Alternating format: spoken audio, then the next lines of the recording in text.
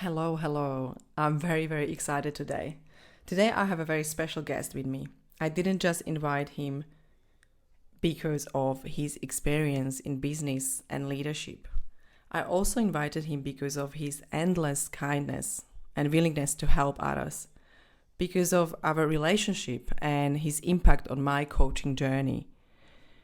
I would now like to welcome my coach and dear friend, the winner of the ICG Leadership Coach of the Year Awards in 2021, and a few times nominee of the Leadership and Business Coach of the Year, PK Savy. Welcome. Well, thank you. Great to be here. Thanks for having me. I appreciate it.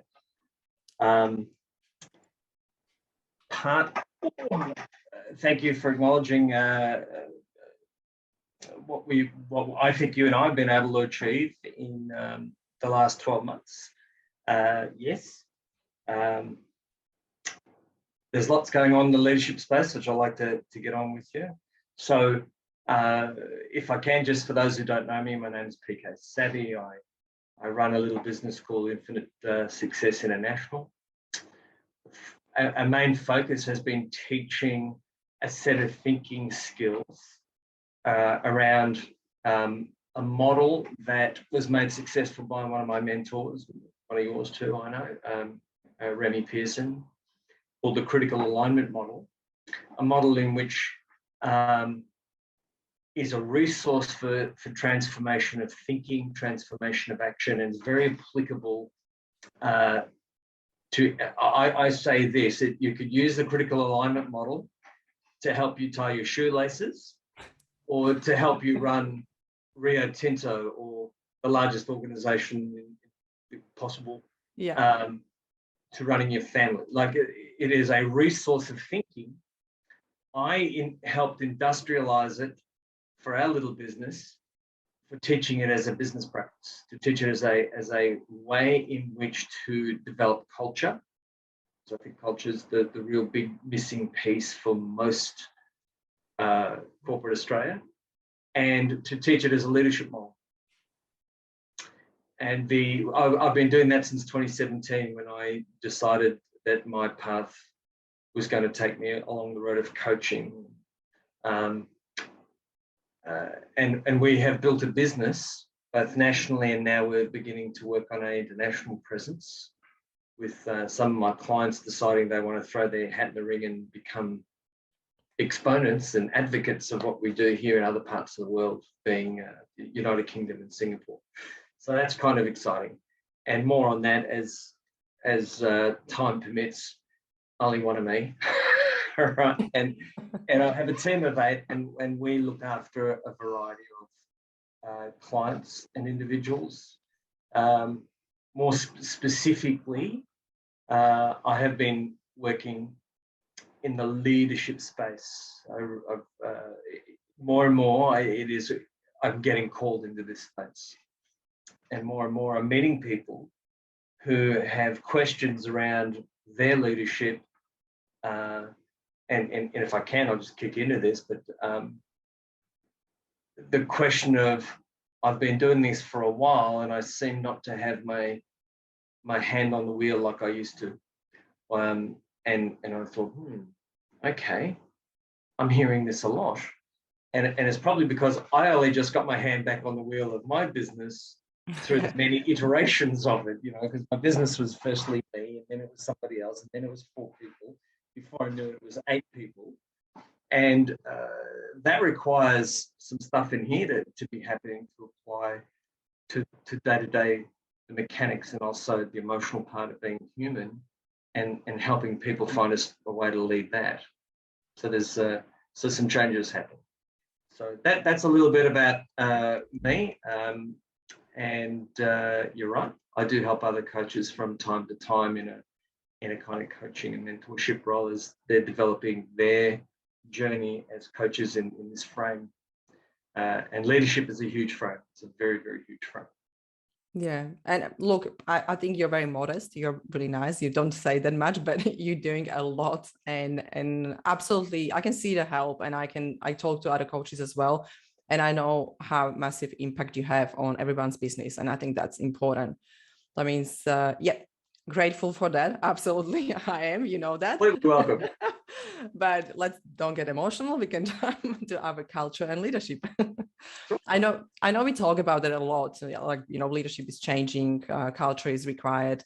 But yeah, I was running the poll with questions. I said, look, guys, like what you would like to hear or what you would like to have as an article. And there was a lot of questions coming back. Okay, how to create that great culture and what it is actually great culture.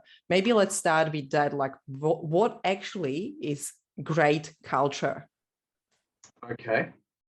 I've got a couple of ways I like to measure that.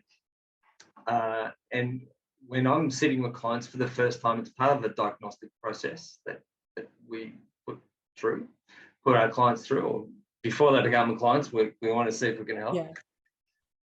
I live by that quote that says that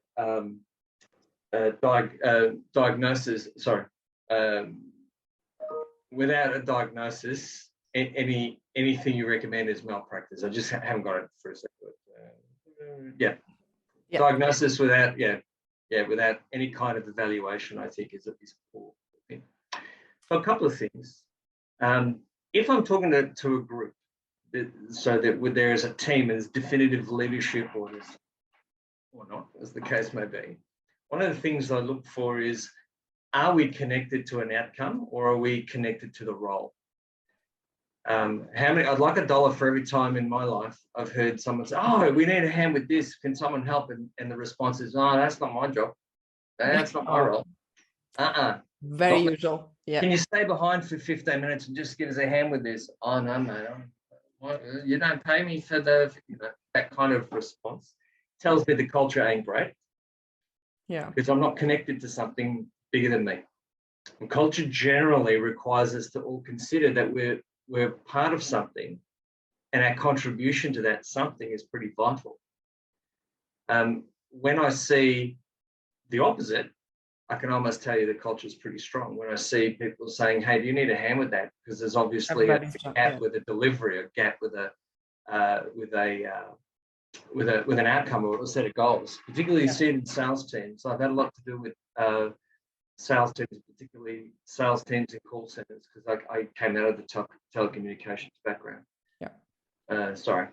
We didn't mention that, we should. For my sins, I'm like, it all goes boo hiss now. By the way.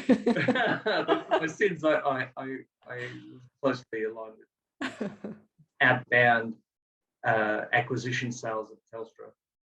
And it all metric driven, all result driven, certain number of, sales, how many clients have we brought back to Telstra, all that kind of stuff. And I saw what a great culture could be from time to time when everyone just dives in to make that happen. And I've seen what it's like when people leave bang on the closing time, and they're packing up as they're saying goodbye and turning off systems. It's like school. As it hits 5 o'clock, clear out, and you have a wasteland. Culture leaves clues a lot like success. One of them is that whatever it is we're trying to achieve is pretty important, and it gets a really healthy, vigorous effort for that to happen. And I see people making a contribution. That's when a culture is significantly healthy, I would think. Another language that perhaps I give you access to is organizational health, which comes out of the enterprise agility language, which suggests that when people are happy and connected to the mission, they'll give it that little bit extra to make sure that things are moving along the way they should. So rather than that's not my job. Whatever the result of the business is, that's our job, right? That's everyone's job, no matter where you are in the business. I like to see that as well from that perspective, that there are jobs or companies that people just must go because they need income. That's all what they can see, and or they can come and actually really care about that and care about other people. I always said, because people are like, I can't be friend with everyone. I said, it's not about friendship. You don't need to be best friend with everyone in your team or a leadership team. Yeah. You just need to create rapport and trust and respect. Yeah. And I think that's the major thing that is kind of like misunderstanding when people say like, yeah, because we need to create relationship. What do you mean by that? Big time. I agree. I can give you a very, very good example. I've had an operation that we currently manage, that we currently coach and look after.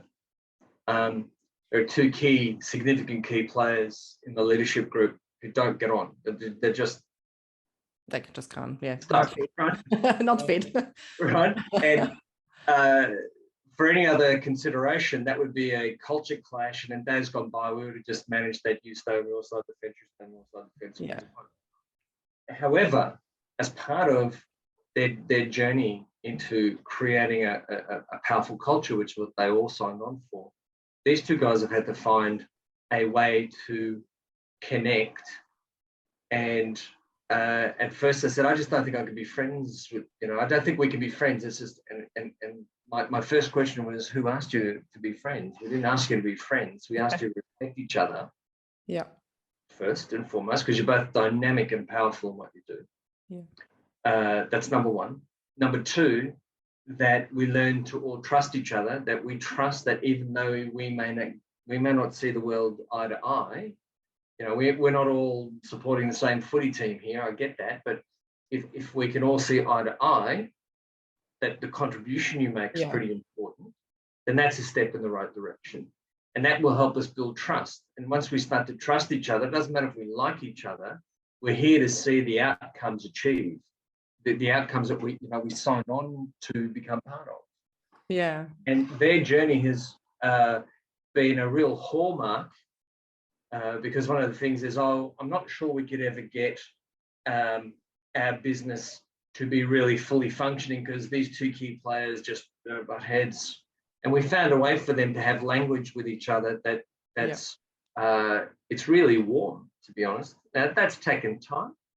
I'm not going to say that happened overnight. It didn't. It's taken many months. Yeah, right? I can imagine. Yeah. Can you imagine? Right? Many months. People. Yeah. and it's been a significant switch because those two guys in particular must come together as part of the outcome of the business. For the business to go to the next step, to grow in its next step, these two guys must have a healed way of communicating. That's it's almost like a competition between two people, and because they are so strong. But probably that's another step, like to see actually the outcome, our together outcome. Our aligned one vision where we go. It's important. One of the things that people will probably ask you is, well, what do you do in a case like that when you've got these two fiercely competitive thinkers? Competition is great. I'm not. Yeah. I have no problem with competition. I think it's great. I'm not sure it's always great as a method of ongoing external motivation, as an intrinsic motivator. I'm not sure how powerful that is. I've got a lot of question marks, right? So one of the things that we want to help, that situation is for them to understand they're not competing against each other. They're not. We're asking for them to cooperate with each other. Yeah. Right? So that their respective skills have the opportunity to deliver the results that they're capable of, which is going to, in turn, help the business move to the next step. Yeah. Yeah. And there's lots of great value around this, and this is kind of the hidden piece of this. Can you imagine how stressful it might be to go to a workplace 5 days a week, spend upwards of 8 hours or more in a place where the sight of a certain someone just fills you full of dread or anger or that's right? That's nightmare. Yeah. Think about your stress levels. And for the audience listening, this is real important. This for me, this performance. This, because I was a performance coach long before leadership came along. Right. Yeah. When we're harboring negative emotion, That's measurable. Performance I is can down. measure it completely. It's completely measurable, as much as is healthier and more functional emotions. And think about what that's doing to you, right? Having to carry that in your I say carry it in your gut, carry it in your core, that have to work with a certain someone is debilitating. Particularly when it's over what, and I'm going to use the inverted commas here, personality clash. It's a misunderstanding for the most part, that we think differently. And, yeah, that's exactly what you said. Right? Yeah, you got exactly what you said. Yeah, we think differently. That's so just when we remove that, when we remove competition, where I've got to appear to be doing better than you, because maybe I think I'm better than you. When we remove that and we say, hey, you guys are you're an incredible part of what we do. We can't do it without you. So let's remove that as a combative space. And let's find a way in which your contribution, you can both appreciate what it is that you bring. And once we get that level of cooperation, the stress in each character is reduced, right? And the impediments to performance that stress causes are also removed. Yep. Right? Because I say to you, if you've ever worked in a place where the sight of someone fills you full of dread, you know what it does to your performance. I know exactly. I can go deeply into psyche, sleep deprivation, everything. Yeah, performance is going down in like from all kind of angles, because you are really, it's like you're hurting and you're still in that fight and flight mode, because you try to be all the time awake and watch and be prepared all the time what is going to happen. And I'm on edge because this person is it's all the time working from resistance space and comparison space, and basically that's just so unhealthy. Like from perspective what you just said, basically from that perspective of like explaining simple words, but because you said that you do a lot of diagnostic, and I think this is absolutely great connections what we talk about, because you said diagnostic, but basically because you don't need to tell people like, this is your weakness, this is your strengths, but you do diagnostic, you know exactly what those people are, where they are at. And it's not just personality trait, it's thinking, the way of they're doing things, and what are their strengths. More so thinking, if I could say that. I'm looking to discover if a client has, if an individual calls to say, or I'd like to sit down with someone and see what kind of, how can you help them? And they say something like, we feel the need to improve something. Usually from a leader's point of view, it's an external something. The truth of that, to be perfectly blunt, in 95% of the case, in my experience, it's an internal thing. It's a thinking thing. And it's usually got something to do with how problems have been solved in the past, how issues have been dealt with in the past. Now, whilst I like to think this is the 21st century and we're just chock-a-block full of knowledge and information and access to it, just hit Google and find out just about it. I'd like to perform brain surgery today. Oh, Google, right? Stop. How to? I have steps. I've got a few staff members I'd like to try that on. That's all right. Take pro bono. That's okay. We're good. I'm looking to find out how they think about solving the issues, and why now are they calling for external assistance? Of course, yeah. And if you consider the critical alignment model, I think it's worth a study for anybody listening to this podcast. The critical alignment model is a thinking model. Absolutely. And it exposes the four key components of all result. The major outcome that I experience is most leaders see change as an actionable, measurable experience. So it's something that can be implemented straight away. It's an implementation thinking that if we do this, then this will happen. If I give this reward, I'll elicit that behavior. And that's just not true. It works in part. I think it's part of a formula or we remove someone from an environment, sending a message about this is, we won't tolerate, if it's a cultural issue where you think the behavior's off, you move someone on. And that sends a message. Well, all you've done is created more uncertainty, and you've given yourself more problem you had before, which was, I'm unsure how to get more from my people. And implementation strategies are limited.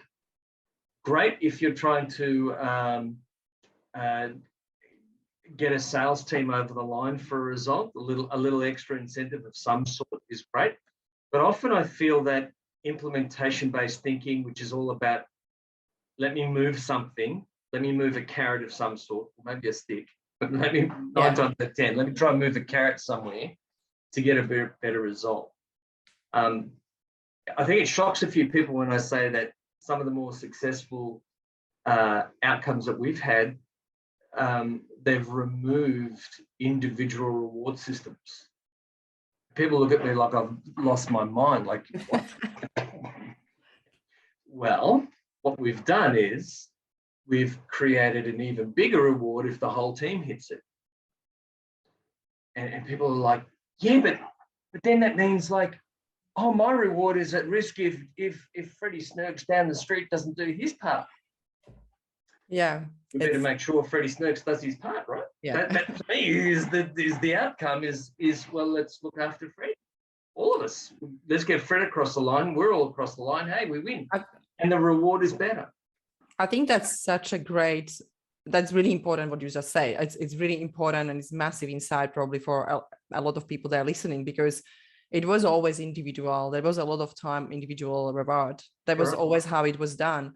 And when you actually support a team reward, it's just automatically, or basically you don't need to push anything, but automatically will actually make people to work together and towards the one goal, because they want to achieve that all. We have that actually in Red Bull. That's very interesting. It was ages ago. I worked for Red Bull 20 years ago. Jeez. I was like, yeah, I'm old. You don't look old enough to work before for 20 years. Yeah, it was 20 years ago. But it was interesting when I'm thinking about that company itself. Like, actually they had a lot of stuff like that I didn't notice as, when I was 23, I didn't notice that, oh, this is it, this is a great thing to do. But when I'm going back and seeing those activities, we had actually amazing rewards as a team. Yes. And I just now realized that, like, it just clicked, like, oh, that was actually really great practice. That's important.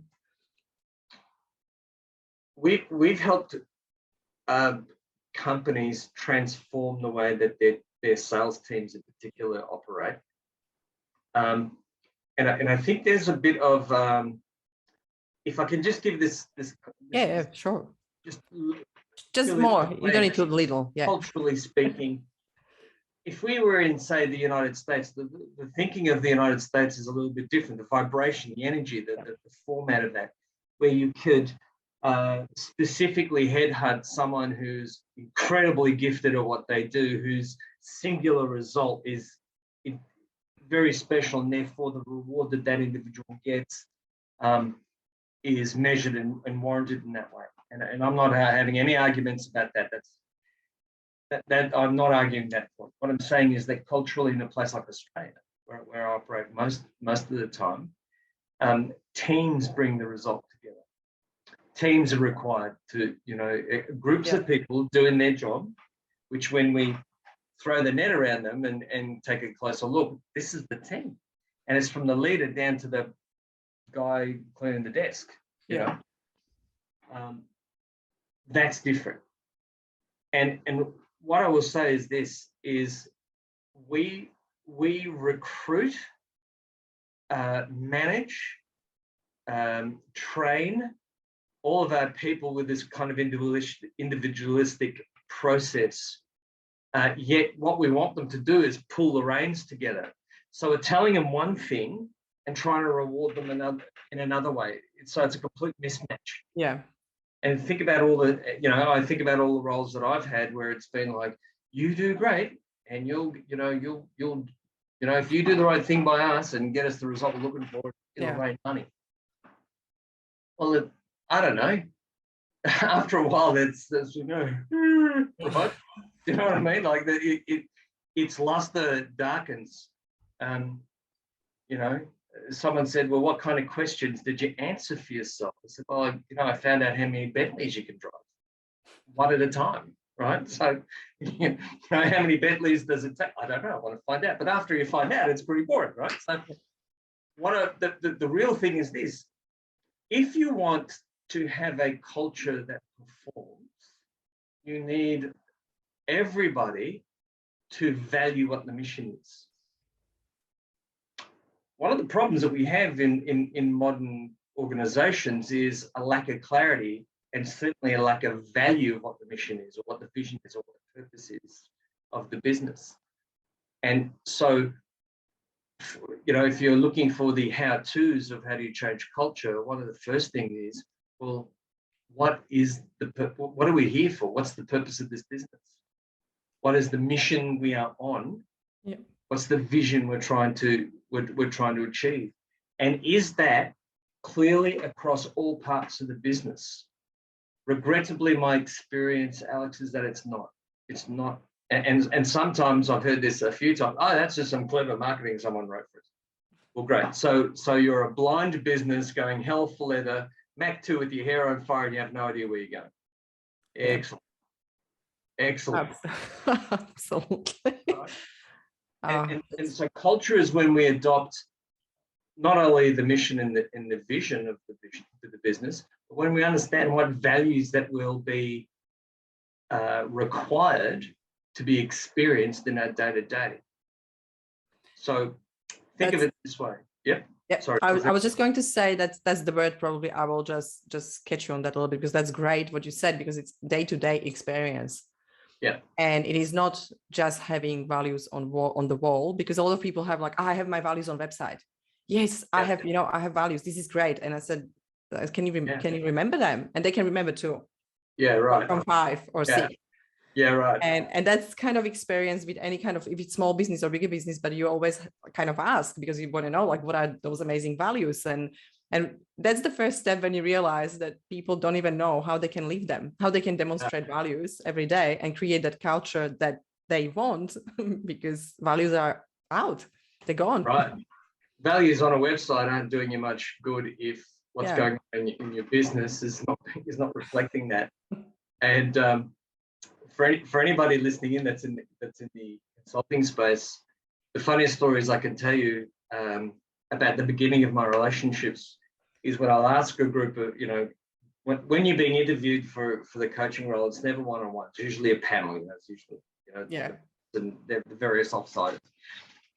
And I always ask, how important is it to lead from values, do you think? And you'll get how important? Primo importance. And on and on and on. I go, great, what are the top 3 values here? And it's like, oh my God. Which one was that? What the answer is, integrity, the values are what drive our behavior. And one of the things that we are very big on, if you want me to get into some of the mechanics about what I mean by that, is when we work with groups, when we work with organizations and leaders, we actually ask them to start to recruit people from the values perspective, not just the ability perspective. Does their resume tell you something about what they value? Is there an alignment between you and them? And whilst the alignment might not always be the big thing, it is an important thing that you've got values alignment, and that we recruit through that we're looking for specific kinds of demonstration of these values in the role, and we make that really clear, and that we're managing people according to that as well. That when we do reviews, we're not just reviewing the numbers and the metrics, but we're also reviewing the esprit de corps, demonstrating the values. Is that what's coming through? And why is that important? Because when the chips are down and the results are flagging, everyone jumping on board to try and solve the problem from the same value set is going to bring enormous synergy, enormous synergy. Now, whilst it might not be, the most perfect model in the world, I'm here to tell you that when people decide that they belong to something bigger than themselves and is worth it, and that they've actually signed on to come and work in a place on the basis of they've recognized the alignment, they've recognized that this is a group of people who are walking the same road I want to walk, the level of energy, which we call synergy, is intensely more potent, intensely more powerful. The ability to reach resolution faster, the ability to size and seize problems faster, the ability to implement new strategies and systems way easier. We become way more flexible because we're united by values and focusing on a particular mission and outcome. And installing that is what creates the kind of cultures that I think people want to work in. That's so true. Like when I was thinking about, because we ran hiring sessions for the team from perspective of not really watching like what are the skills. Of course, we want to check the skills. That's awesome. But a human behavior and values, it was just so important. We had a guy at a session. It was 5 days of doing and testing them in different situations. 5 days, it was actually really bad. We were really harsh. And I don't think that was fun for people. They were under the stress, under the pressure, but you saw them how they work. And there were guy, he was so good. Like he was so great in talking. He will be absolutely perfect with customers. Like you saw that, energy. But from perspective of the team, he was coming to us, trying to make relationships and favoritism, and just really, really try to become that favorite guy. And it was very strange behavior. And he started to talk about other person, what mistake they did to us as a leadership team. And we were like, wow, like this is not teamwork. This is absolutely out of the value that we actually value the most. And it was the teamwork and collaboration. And wow, like we saw these behaviors, and there were still people coming like, no, he's great, and you now see it like, that's not great. You can't change that. That's his behavior. Like it will be taking us another 3 years probably to change his behavior. And you don't, like, it's really hard, I guess. I don't know how you see that from that perspective. If you have, let's say in the team, you have that one person that they just not right fit. And they're really, really poisoning other people. That means you have 24 people. I'm in the situation now, like it's 24 people. There's one person, nobody wants to work with her. Nobody wants to join that team and help her. That means he's kind of getting lonely. And everybody's kind of getting like, I'm just going to leave. I just really don't like this. It's a lot of drama and talking about people's, we shouldn't talk about, people's behaviors and talking behind their back. It's really bad. Like from my perspective, I know what I will do, but I would like to ask you, because you're probably more, experienced in that space. Did you have any situation like that? Absolutely. We took them outside and beat them to death.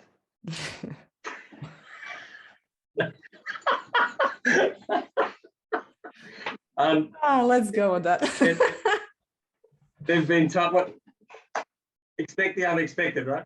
There've been plenty of times where there's been an objectionable situation where one person's just not the right fit, and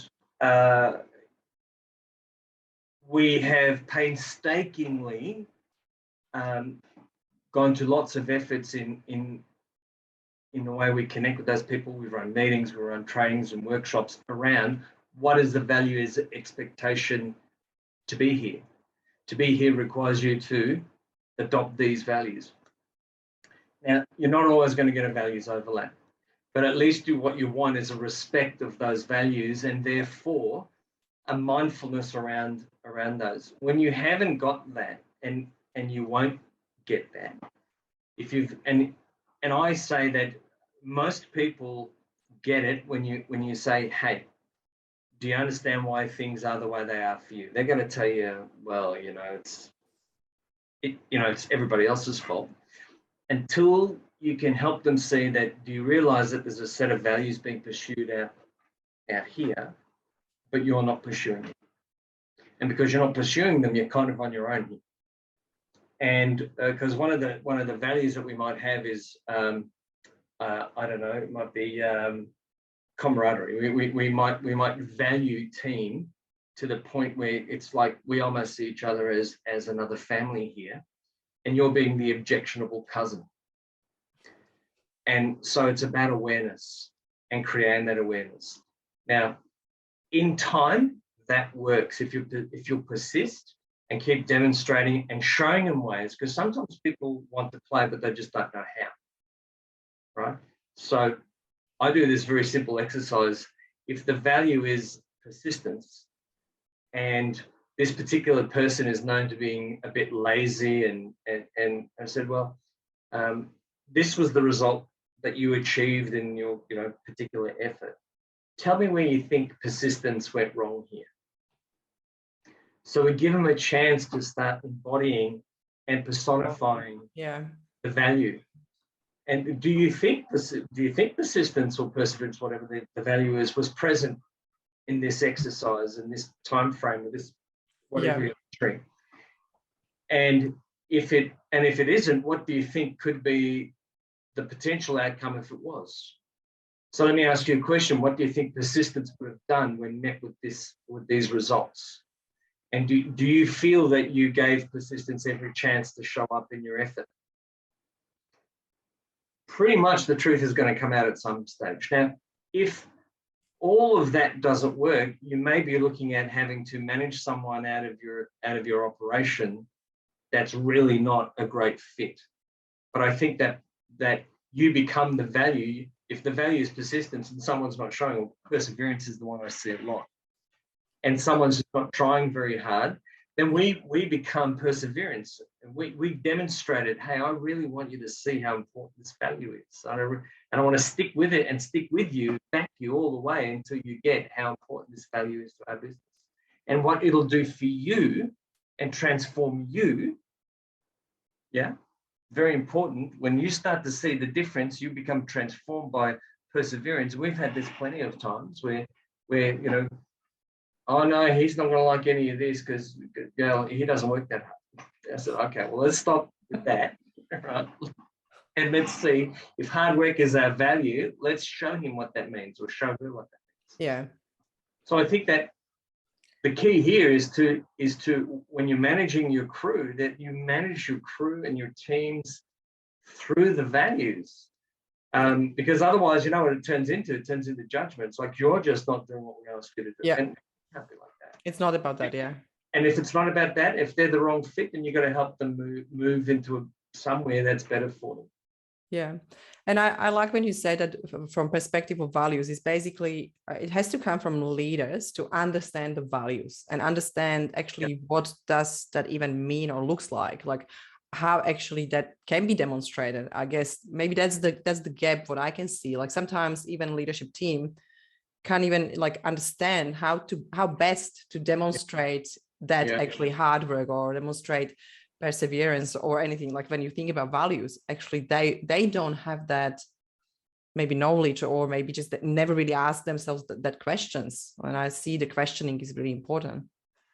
Firstly, it's incumbent on the whole team that they demonstrate that, but specifically, you're right, I think it is the domain of leaders to walk the talk and to be the inspiration through how you behave. So you were saying before about in the intro, let me give you very one of the values that we have here is generosity, right? And I've lived long enough to understand the power of generosity. Didn't know it as a young man, but as an older man, well, sort of old. Looking good. My baby face, right? Yeah. but generosity, we live it. There are times where we do some pro bono work. We just have to. We feel it's the right thing. That I work with other coaches, for example, pro bono, because they're already paying a lot of money to get the training, to get the knowledge. And if there's just one thing that I can help with, let me help you with that thing. Generosity creates an ocean of good feeling and goodwill. And goodwill is sometimes all you got, right? And can be the difference between something moving forward and not in your world. So generosity for us is a really powerful thing.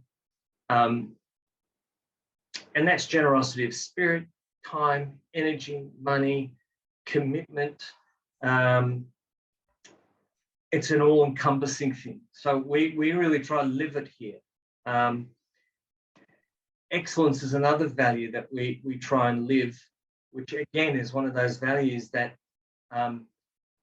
it provides an ocean of good feeling. And good feelings is what we operate from, right? We all operate from our emotions. Every decision we make is made out of that lens.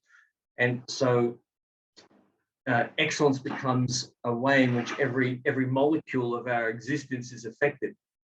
And we try and be the best that we can be at whatever it is that we're doing. Even if we're a bit rubbish at it, because that's how it starts. Anything worth doing is worth being rubbish at it to begin with, right? Because no one's ever stepped in the role of something new expertly. I've never seen it, and I'm nearly 6 decades on this planet, right? And I've never seen anyone just start off great. We all rubbish at something for a while. Really? You didn't? Yeah. I thought we can. I realized not. And it's the journey of growth. And that's what we focus our teams on. Our teams on what are we learning?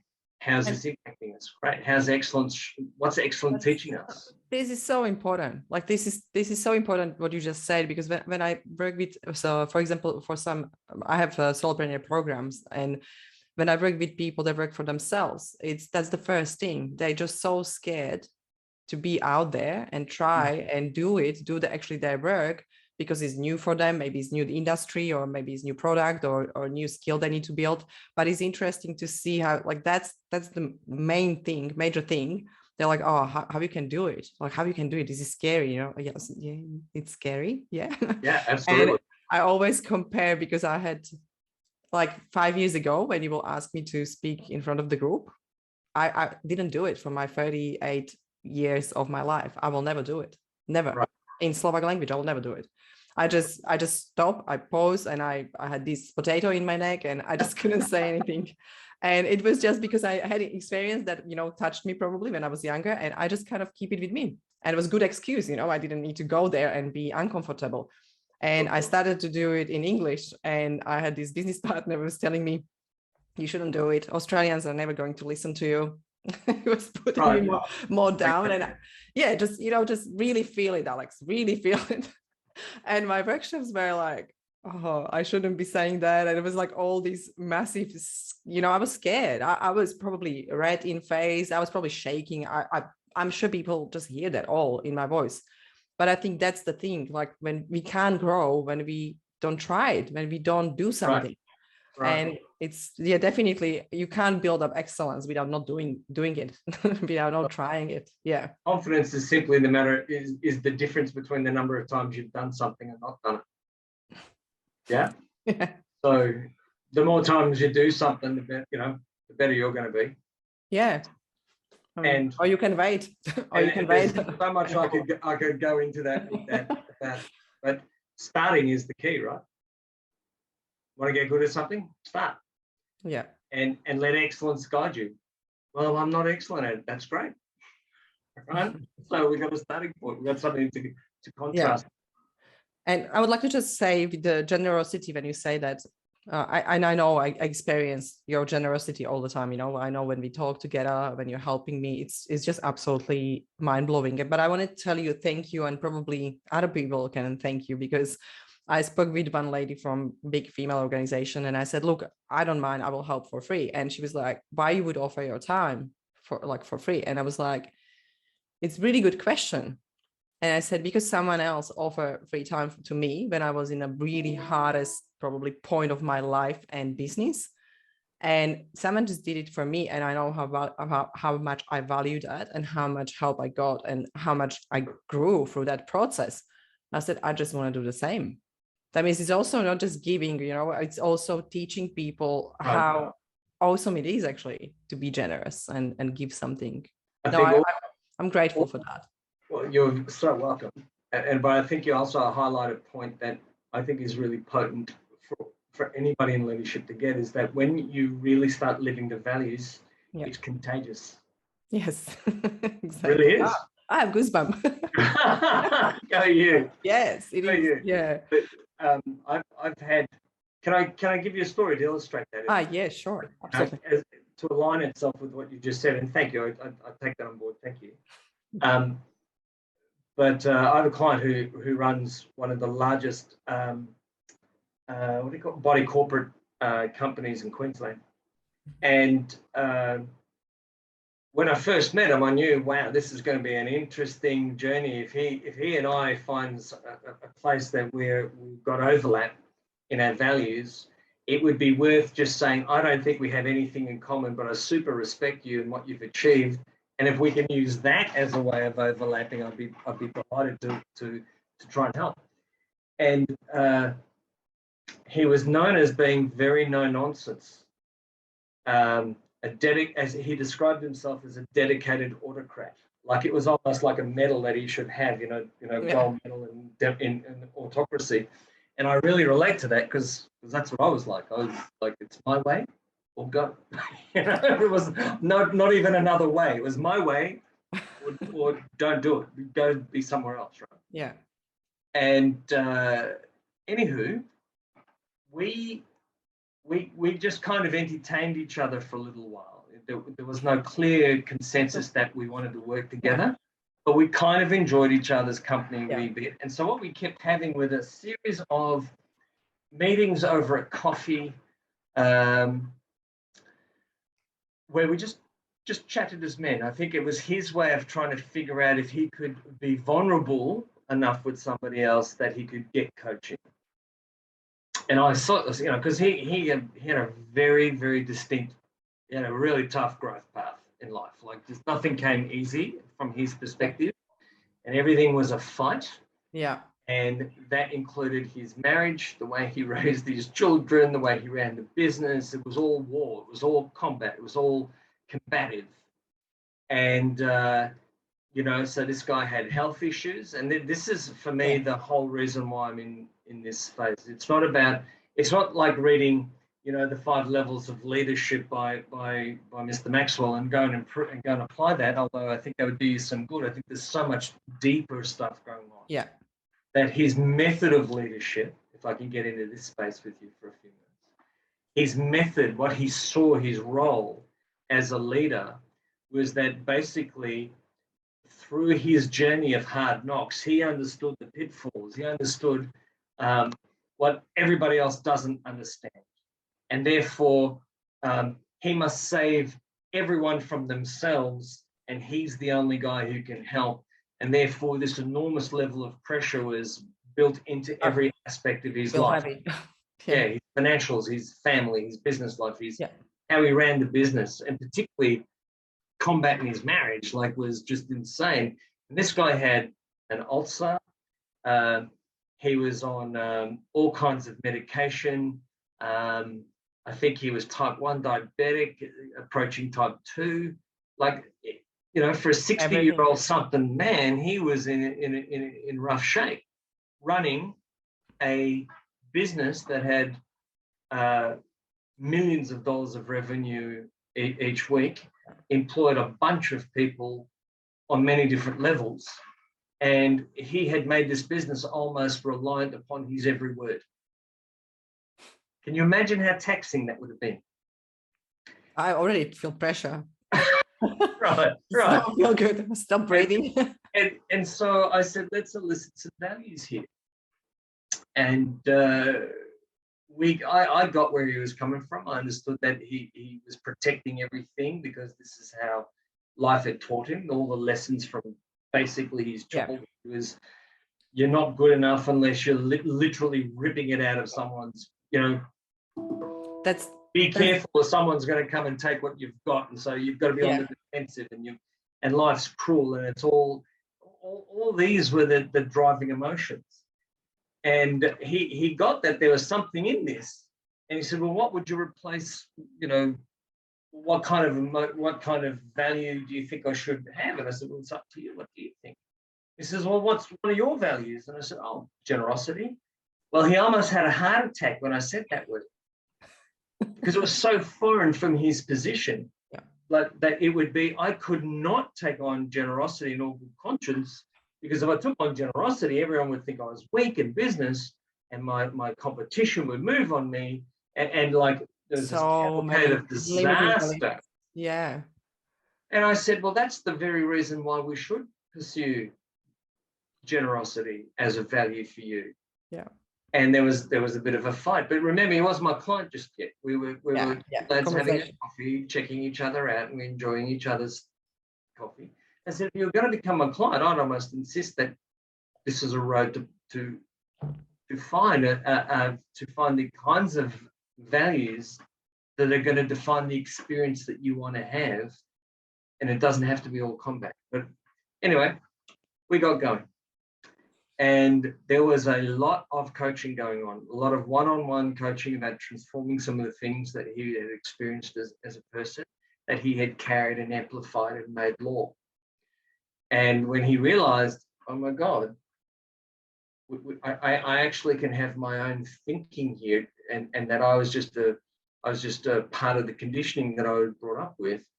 When he realized just that part, things began to transform for him almost instantly. And this is the kind of work that I really want to do with leaders, Alex, is that I've been working with him now for a while, and it's the loosest arrangement I've ever had. I don't normally have this loose, he goes, I must owe you some money by now. Yes, you do. Oh, great, send me the invoice, And as soon as I said it, it's paid like that. So it's very loose. Normally it's not like that, I'm just going to say. But we've had some breakthroughs in that whilst he may not have taken on generosity, what he's taken on is moderation. He's taken on moderation as a way for him to say, there's a need for me to lead, but there's also a need for me to support. And support was not a thing for him before. And I believe that's a balance that he struck. Now, let me explain some other stuff. Because he took some of that on, and this is kudos to himself, nothing that we've done, but because he's taken that on board, he has a much softer language than he ever had before. And the man's 68, right? So for him to change some of these things is a big step, massive step, right? And not just 68, a 68-year-old white, powerful, wealthy man, right? Who can say, I am here because of all the things that I've been. Yeah. And for him to now say fulfillment means more than that as a leader, massive breakthrough. Because leadership is not just about having all the systems in place. Yep. Right? It's about living in a way consistent with a set of values that produce the result that make all the things that you want to see in your life, particularly around fulfillment and growth and enjoyment and some of those more positive values, a thing. Now, some of the guys in his operation thought, thought I was slipping him drugs or something. Like, what's going on? His health's improved out of sight. Yeah. He's lost a lot of weight because part of what he was doing was he was self-medicating through alcohol and food and whatnot, with the unhappiness that he felt that everything had to be such a fight. He now gets things don't have to be a fight, because in moderation, you've got challenge and good times. They're a balancing act, which he's working on. And it's changed the complexion of that people would, like, if you were late, you'd ring someone and say, please God, cover for me, I'm in the toilet, don't let him know I'm late. That's how it was. And I thought, and that's another, fear is a great litmus test of what your culture is. If it's very fearful culture, it's not a great culture. And so that's kind of dissipated now. And everyone had to be dressed a certain way, and he's relaxed all that, the blokes had to wear ties and here in summer in Queensland, that's probably not very practical. Not nice. Yeah. Right. Same here, 45 degrees. You don't want to do it. Yeah, right. So he's had a big change And I would like to say that it's because we've taken a holistic approach, a total humanity approach to how he leads, what he calls important, and help him and stay with him, support him, because that's leadership, right? That's my form of leadership, is to support you until you get it. You know, it's not good enough that let's do 6 sessions and see if you get it. If you don't get it, well, good luck. You know, that's not what I signed up for anyway. And I think that's massive, because what you basically said at the end, becoming very, very at the beginning, it's actually on leader, because usually leader must change, or not usually, I'm not generalized, but leader is the one that when he shows, vulnerability or generosity, that team also start to grow with that, because that's what you did. You show me generosity and you show other people, and I saw it and I admire that. That means I actually wanted to learn more of that. I wanted to be probably unconsciously like that. It's coming actually something, we just see behaviors and we love it.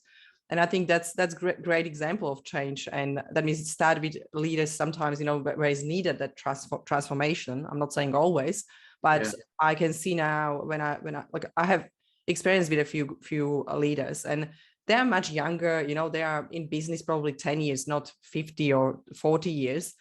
And they're already in that space, like, no, this is me. This is, what I achieve. I achieve a lot. And it's like feeding the ego and not seeing other things that can happen. And that's exactly when I can actually compare a few clients, I can see that there is actually generosity missing.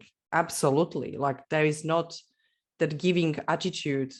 There is not help. It's just all for me. Like I need to grow. I need to grow this business. I want to have more. I want to have more big clients. And it's just pretty much not even thinking about, I need to change, even though the team is great and there is some kind of freedom and nice, environment, but still there is not that generosity in a leader, that great quality of the leader. And I think I saw a lot of people complaining, and, you can see that it's starting to be a little bit of dog around. And it's very much, you see how, this is going to be probably creating bad culture in the future. Like, you see that is something happening, even though a leader can't even see that through that, egocentrism. And yes, this is, for me, it's that's just massive conversation in general, like talking about that, like open your eyes and see, actually, we are conditioned, we have something from memories, from experience, from past, our beliefs, that he believed that he will be seeing as a weak person when he shows, more generosity, and it's just limiting belief when you're going back to filters, and how we see the world. And don't forget that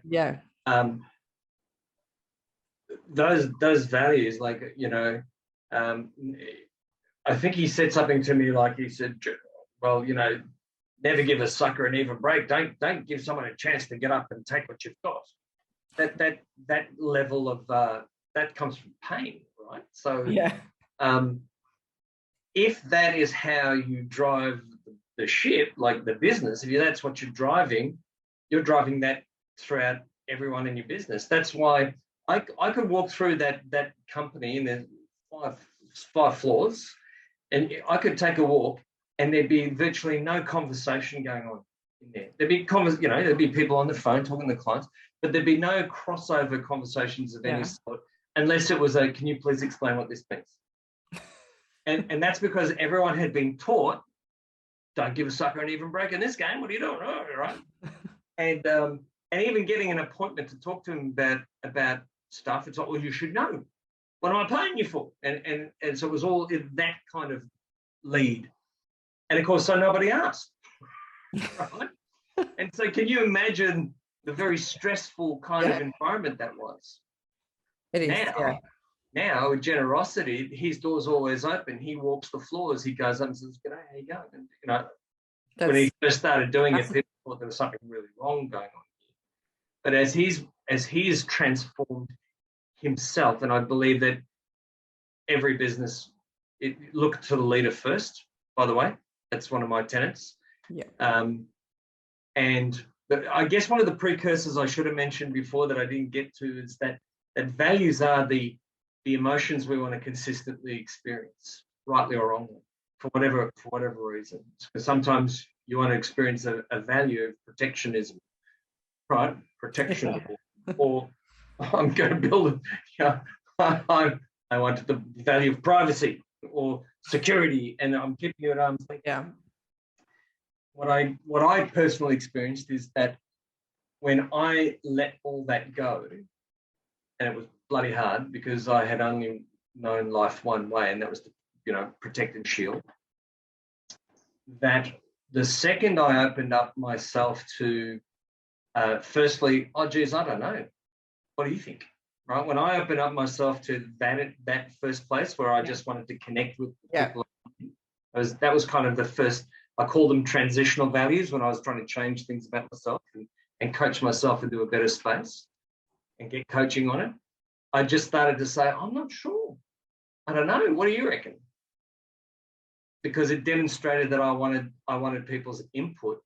Yeah. And if values that are well lived are contagious, all of a sudden we went from being this, my immediate team. This is when I was managing other people, but my team culture changed, and we started to be okay to ask questions. Whereas before I was an autocrat, did it my way only. I know everything. I know everything. I know it all. I know it all. And as soon as I opened myself to not knowing, here's a very fascinating thing. I unlocked the genius of my team. Yeah, that's right. And discovered, wow, you mean there are people who know more than I do to get this stuff done? Like, that's incredible. Let's go. And I was a bad leader because my field of view would have been so narrow. Like Peter is my client. Did I just say my client's name? Oh, okay, sorry. We'll call him Peter because that's his name. But my view was so little as a leader. It was so narrow that I couldn't possibly figure out that someone would know a better way to get around this, or a way that we could apply in the moment that would work.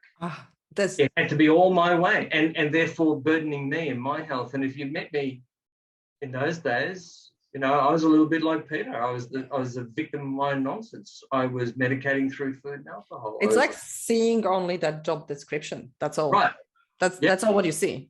Get it done. And I was rewarded and managed in the same vein. I was rewarded for being the guy who got it done. Yeah. And I think they pretty much knew that I was a one-trick pony. It was like, do it my way or else, right? I think they knew that, and they were okay with that, because I think my leaders were probably a little bit what I call shy on talent, shy on other skills, shy on other beliefs. And it's not until I wanted to investigate leadership and certainly what the critical alignment model did was open my mind and open me up to, wow, it all starts with what we believe, what we take on board, what values we want to live, and particularly around what beliefs. Yeah. Beliefs, very important. And I wanted to create beliefs that were highly functional and help my clients create beliefs that are highly functional, because my beliefs aren't theirs, right? They're highly functional, that allowed them to move to have this, because values and beliefs should be contagious, and they should be really functional. Yeah. And as soon as that starts to happen, and we encourage people to start living the values, you're going to see transformation happen in your business, literally. And it looks like magic. It sounds like voodoo. It sounds like it's honestly, it is. I can relate into like everything what you say about values and demonstrate. By the way, I'm not saying don't use metrics, because they're the guides of performance. That's another subject again. Of course, I'm being very sure in this so that people can see that there is a methodology here. Yeah.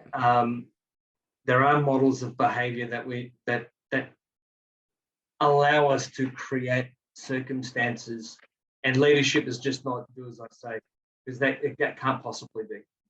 Yeah. Yeah. Well, I want to talk to you about a lot of things, but what I will do probably, because we are running out of the time. I think the best.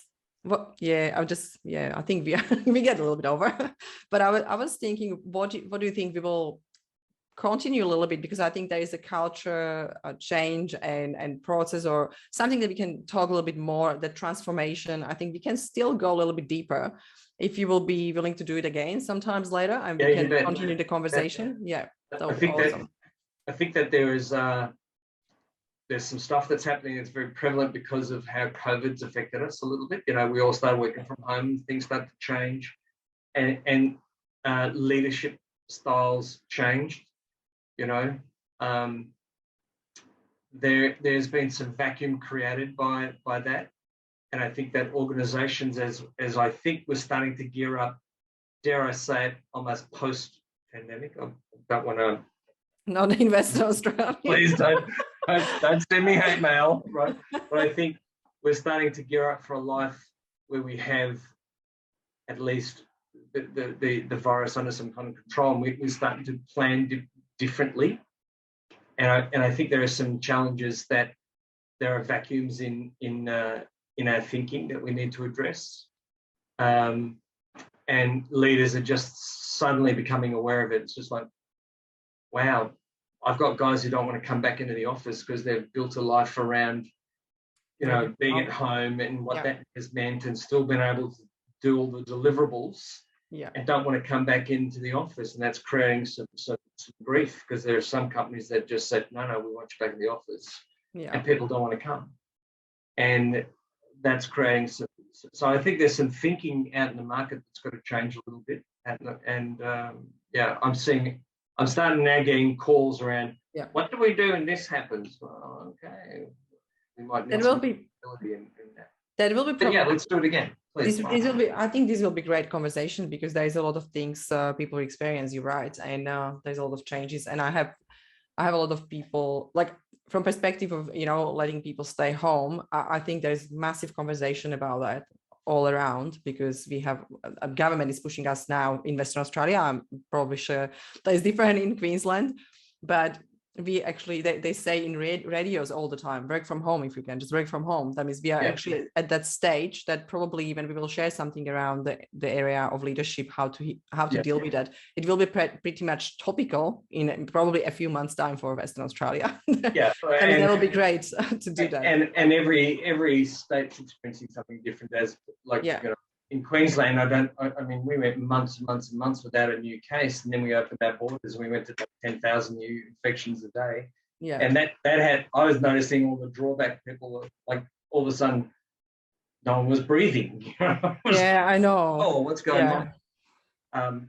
And I believe that there's some challenges afoot.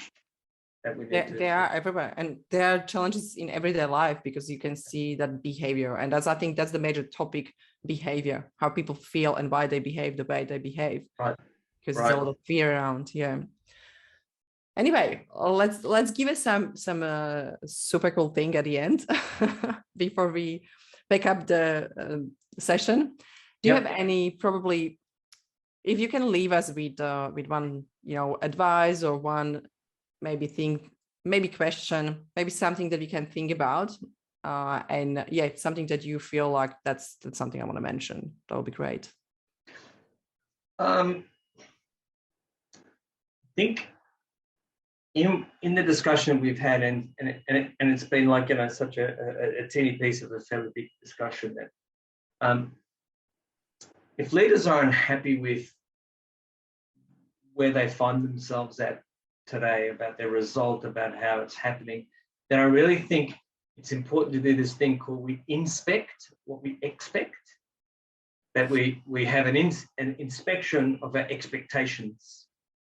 And what I mean by that is that we look at, are we behaving consistent with having the kind of result we want to see?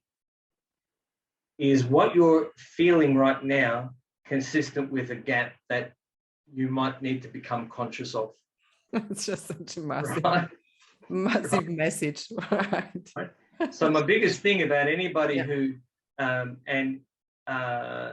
biggest thing I could share with you is that you inspect what you expect, and let that take you somewhere, and to do that with some honesty. none of us have got all the right answers, and don't kid yourself that you do. Yeah. And no one consultant or no one group or no one institution's got the right answer. We've got some insights that in this moment might be really helpful for you to have. But inspect what you expect. I think that's going to be the thing that helps you get in touch with, wow, okay, I probably need some external help here. Particularly if you're feeling, the thing that's been common probably in the last little while is people feeling like their hands have come off the steering wheel a little bit, or the steering wheel slipped in their hands a little bit. Yeah. And that's probably got a lot to do with a whole bunch of new things, creating new feelings and situations that have not been allowed for. And so it can't be fixed by an implementation strategy. It's got to be looked at from a mindset disposal where we say, okay, I really want to have a company or a business that can handle these things.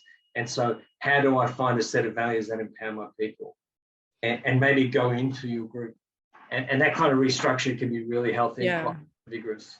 It's like basically how to approach external changes with that internal approach to make it maybe sustainable and actually, I guess, profitable or successful. Because I think coming from that internal world, that's when things are sustainable, when we really look at the change, how we react, how we behave, how we can. All sustainability happens in here.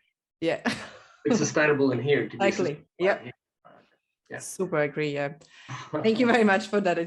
Look, I would like to talk to you another few hours probably. It will be probably the best just to have like all day conversation about leadership and transformation. Sure. But when people want to connect with you, where they can find you, how best they can connect with you?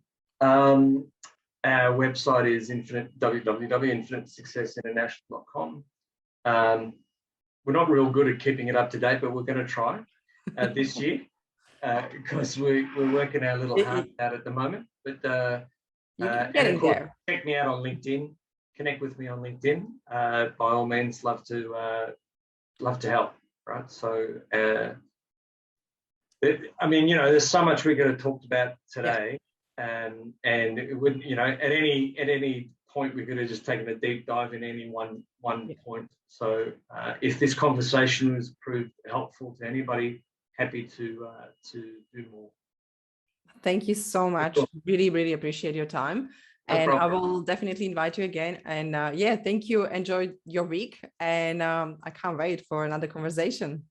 Thanks. Thanks so much for having me. I really appreciate it. It's been a pleasure. As always. Yeah, as usual. Okay, bye. Take care now. Bye-bye.